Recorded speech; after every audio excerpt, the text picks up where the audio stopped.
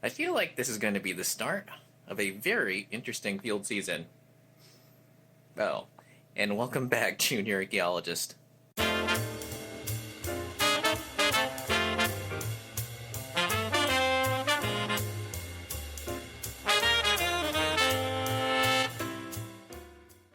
So this was going to be a very different vlog.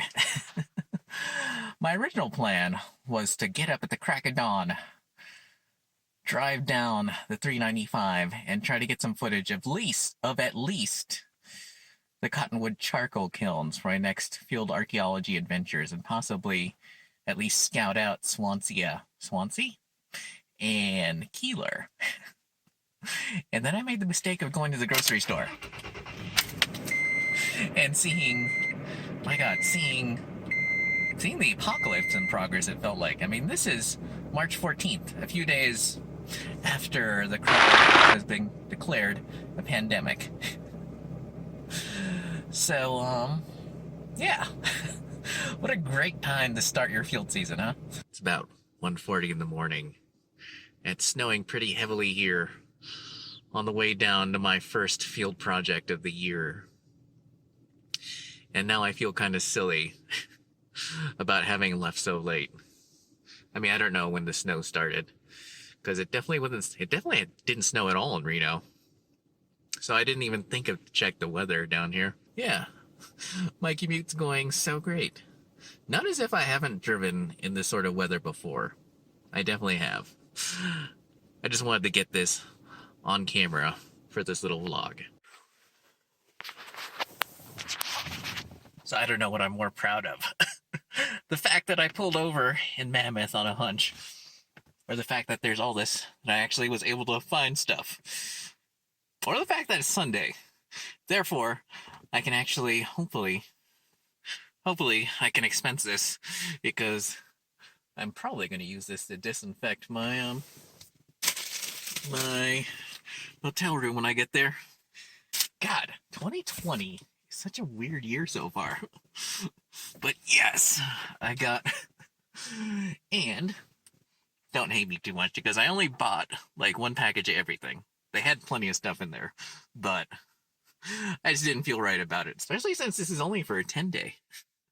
Now I feel like I'm rambling, mostly because it's past 2 o'clock in the morning, and I drove the same way to Mammoth on a hunch, and got super excited that there were things that I wouldn't even thought about looking for, hunting through different grocery stores just like a week ago.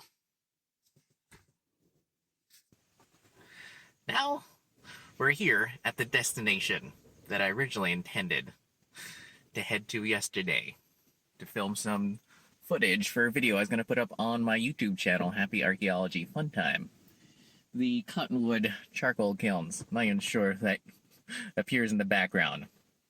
But let's get back to the grocery store and my thoughts on the apocalypse. Basically, what happened, I guess I should even go back before that. Normally, when I head out for a work session, there are a few things I like to do before I head out during every work session, whether I'm heading out Monday through Friday, or 10-day, or 6 months, or 8 months. I like to clean my apartment, make sure the laundry is done, and stock up on groceries, canned goods, and stuff I can put in the freezer.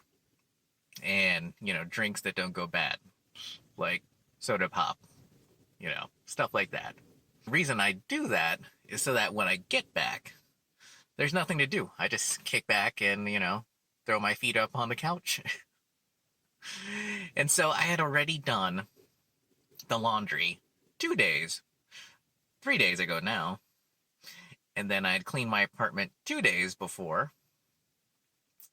And then yesterday, all I had to do was hit up the grocery store and stock up on groceries.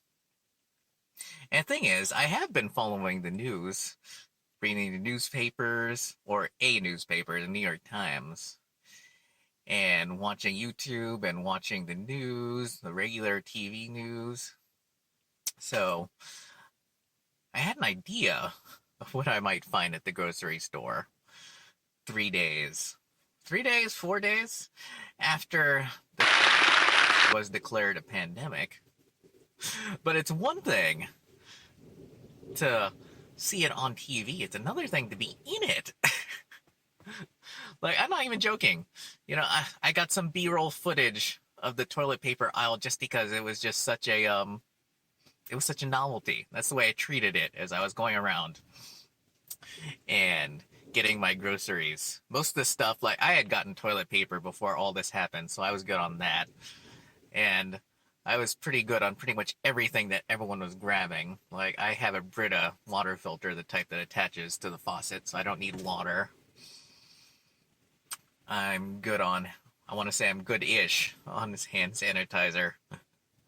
Hopefully that'll blow over and I'll be able to buy it again, because that's like one of those things where if you're a field archaeologist, that's a staple when you're out in the woods. But the point that freaked me out was that I was standing in line and I was chatting with the person in front of me about the virus because she had bought 4 cases of water, which she says she does normally, which is interesting to me, since Reno usually, a lot of people say that Reno has really good water. I mean, granted, I use a Brita, but I still drink tap water, and I'd probably still drink tap water if that was the only thing available. And there was a woman in line behind us who kept coughing, and every time she would cough, the whole line would just go silent. And then she started jumping into the conversation I was having with the person in front of me. And she's like, oh yeah, my daughter is still going to Hawaii, blah, blah, blah. Cough, cough. And the thing is, she wasn't even covering her mouth or anything. She was just holding her smartphone in one hand and looking down at it and trying to talk to us at the same time. And I'm like, are you an idiot? Do you have any idea how this is spread? I mean, I tend to fall on the hypochondriac side of life to begin with, so it's just like, oh my god. And that's when I realized, I was telling someone the other day, this whole thing says less about the virus or our medical system and more about how gross and unhygienic people are. And that's when I decided to take off last night late, which is normally would be part of the course for me, but I actually, like I said, I had intended on driving here and trying to get some late afternoon footage of the charcoal kilns. But I just realized I'd feel a lot better and did feel a lot better about leaving late and avoiding people in general. That's usually one of the reasons why I used to leave late at night, not to avoid people, but to avoid traffic, which is almost the same thing. And then I ran through the snow, which kind of freaked me out because it was, oh my god, it was kind of bad. I don't know if the footage captured that, but now that I'm here, down on the desert floor, I feel like it was worth it.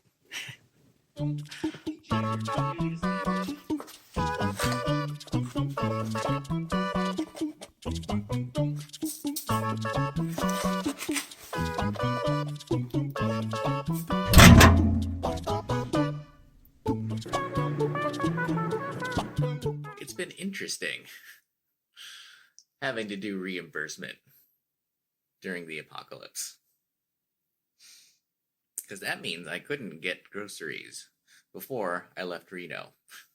I had to get groceries when I got down here. And of course, that being true, it meant that unlike a lot of the people who were just grabbing whole aisles worth of stuff, I actually, if I couldn't get something to eat at any of the local grocery stores, that meant that I didn't have anything to eat, period. I will admit, the thought did occur to me, I should just grab like 5 pizzas and be done with it. But that's sort of gross. Also means I get to try new things. Like, I've never tried cream of wheat before, so let's go see what cream of wheat tastes like. Oh, and one thing. The package directions on the box are completely wrong. I apparently have a slushy, soupy mess right now. even after pouring out a lot of water.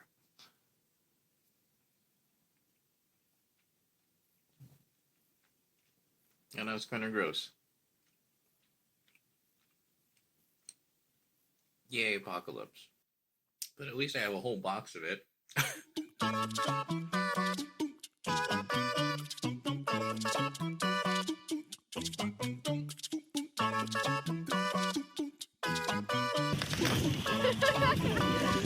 Yeti, yeah. Oh, really? Oh, really? Cool. Yeah. Oh, it's matching color. Yeah, it's got that weird shape. About to be refilled. So that's like 60s then. Yeah, let's record it. Cool. What's that? Oh, 73. It's 73. Ooh. Sorry, Chewbacca. 73. So interesting. At least now we know. So I just made a very alarming discovery, especially since this whole video has been, what has life been like during the scare, I guess you'd call it, of early 2020. And let me back it up.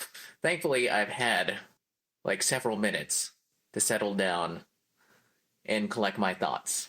Basically, I was at a St. Patrick's Day party Friday, which I believe is 5 days ago at this point. Saturday, Sunday, Monday, Tuesday. Well, 4 days ago. And apparently, one of the people there was working with someone whose parents had come back from Italy March 5th. And now, one of this coworker's parents has been tested for the coronavirus. And this person's coworker feels like they have a sore throat. And so my coworker, my former coworker, because we all used to work at the same place, messaged me to relay all this. And I'm like, oh, god damn it, man. I mean, don't worry. I've been taking all the precautions. Even during the party I was attending it, I was making sure to wash my hands and use hand sanitizer. Thankfully, I just happened to have a spare bottle laying around the house, so I was using it religiously during that party. And I made sure to kind of keep my distance from everyone. And my coworker didn't cough on me or anything. He definitely didn't look sick. But he's still self-quarantining. And I told him I wish I could self-quarantine, but I can't. I will obviously tell my crew chief tomorrow, or my field director, I guess, tomorrow about all this. And obviously, I will definitely not show up to work if I feel even the slightest bit sick. But, just in case I get super sick by the end of this vlog, this is me, still healthy. Or alternatively, hopefully, because I'm heading back next Wednesday and we'll probably get this video edited by next Friday, which will be 14 days. Hopefully we can laugh about this in the outro.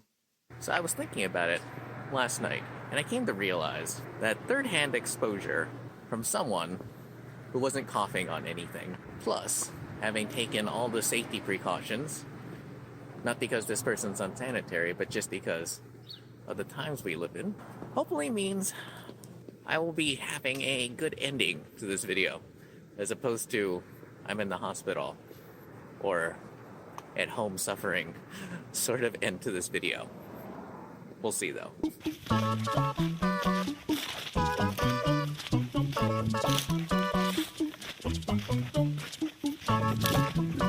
2 steps forward, 1 step back. That's basically today. Apparently, I definitely was not exposed to the thing that's going around these days. But work today was canceled anyway, because someone had to go and make a fancy burial for their extra large dog. Knock on wood. Hopefully it was an extra large dog. I don't know why you'd bury a person with 2 dog bowls, but you never know. Anyway, I've got a free afternoon suddenly, and a lot of work to do. You know, like non-work archaeology work.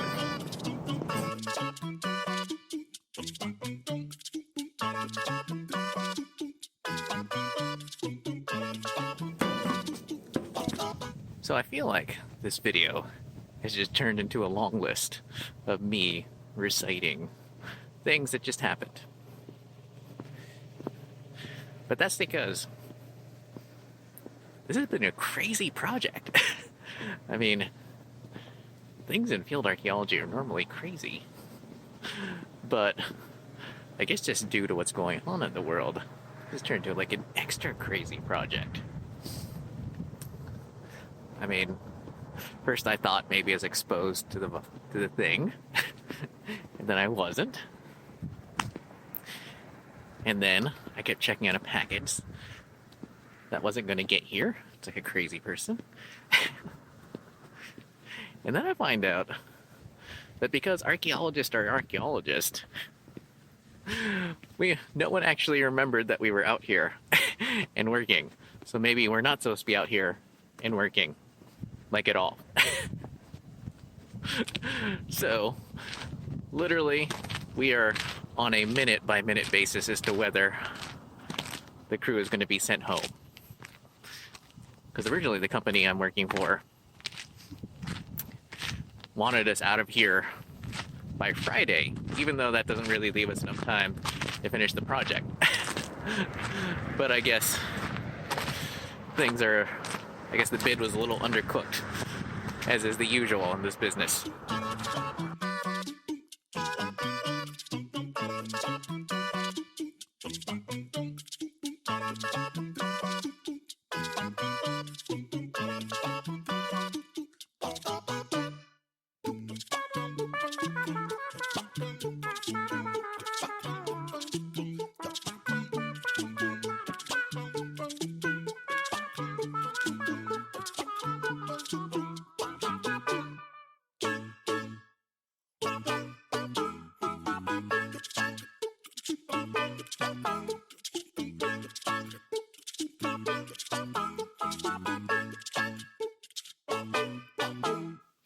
It's interesting how quickly it feels like things have gone back to normal. Almost a week from the start of when everything started happening. You know, the things. I'm not going to name them. For instance, I was at a grocery store today, and everyone was maintaining their proper social distancing. And there was a mom with two kids, one of them really little. And they were both being really good. I mean, the littlest one accidentally touched part of the checkout stand and immediately stepped back when the mom told her, "Don't touch anything," which is really amazing since I used to work at a bookstore. And it almost felt like kids were just genetically programmed to touch everything. I was even able to buy a bottle of water, and there was stuff in the canned goods aisle. There was even oatmeal. I bought oatmeal today, which I haven't been able to do in a long time, it feels like. Although, when I was going down the canned good aisle, everything was sold out except for peas and carrots, which is my personal favorite thing, and spinach, which I don't like that much. But I didn't know whether to be happy that I could buy cans of peas and carrots at their normal price, or to be offended that out of everything in the canned good aisle, those were one of only two things that no one really wanted.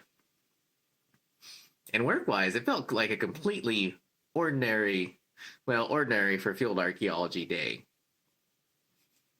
We were just out there doing our job and no one was paying us any mind. Basically, out of sight, out of mind.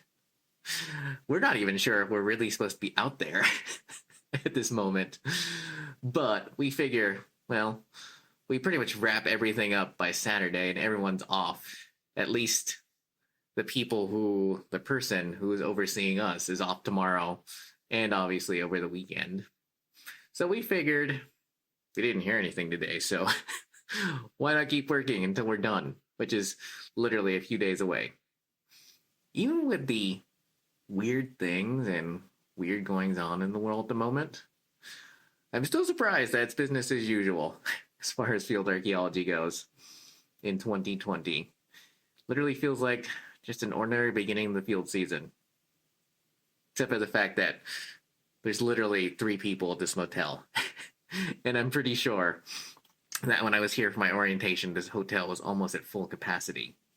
full of contractors and other people working for the same people we're working for. Except they all got sent home and we didn't because no one remembers we're out there. Man, I wonder what the hell's going to happen for the rest of the field season. Questions for the end of the field season, I suppose.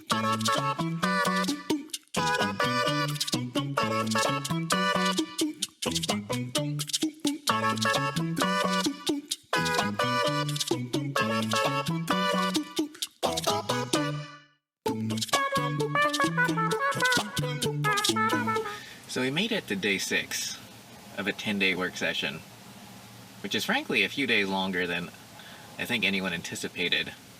Monday, we hardly found anything, even though we're in a pretty well-trafficked area, both in historic and prehistoric times. But the area is so sand-filled and flat and wind-blown that it's a miracle we found anything. I mean, the only things we found were stuff that you can't move, like structure pads and stuff like that. Regarding the whole what's going on in the world stuff, I don't want this whole video to be what's going on in the world, etc., and how I feel, but I feel like it'll be the greatest relief to get home, sit on the couch, and not have to deal with the general public for at least a day or two. Knock on wood. Oh, man. I'm really looking forward to 2021. I'm not sure about the rest of you.